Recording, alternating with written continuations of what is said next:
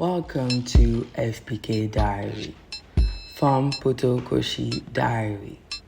You will soon discover the meaning of that expression coming from the French Caribbean. This is an invitation to discover the journey of totally imperfect, perfect woman from the Caribbean to the world. Get comfortable and let's go. Have you ever wondered why you were on Earth? Have you ever had this feeling of not being in the right place? The sensation of always feeling different, apart. The sensation of living a life out of a scientific experiment, which can take an unexpected turn at any time. If it sounds familiar to you, know that you are not alone. It is not a punishment, and this is not your case. I invite you on this journey in the heart of the life-saving chaos. I could have with no difficulty made a telenovela with all these stories. This is when you have lived 10 lives in 10 years.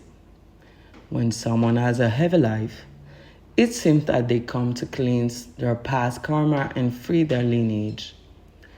I decided to look at it from this angle. Otherwise, I might just go jump off the Gabar Bridge. The Gabar Bridge is a bridge joining two parts of Guadeloupe Island, Conterre and Basse-Terre. One thing is certain, I had to take this time to make you laugh, cry, understand, learn, and free up speech around many of the highlights that touch a woman's life.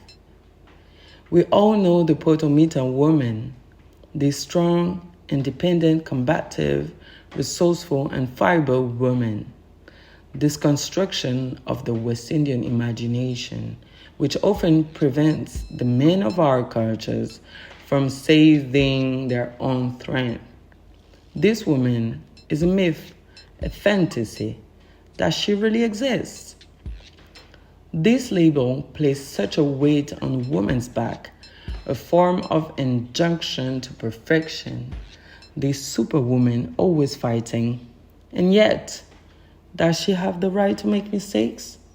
Does she have the right to be tired, bloated, embittered, subject to acute chronic fetishism? I know this word doesn't exist, but I like it though. Does she have the right to be wakened, to ask for help? Does she have the right to be infertile? Does she have the right to be in love and romantic? Does she have the right to learn? Does she have the right to be anything other than a mother? Does she have the right to be happy?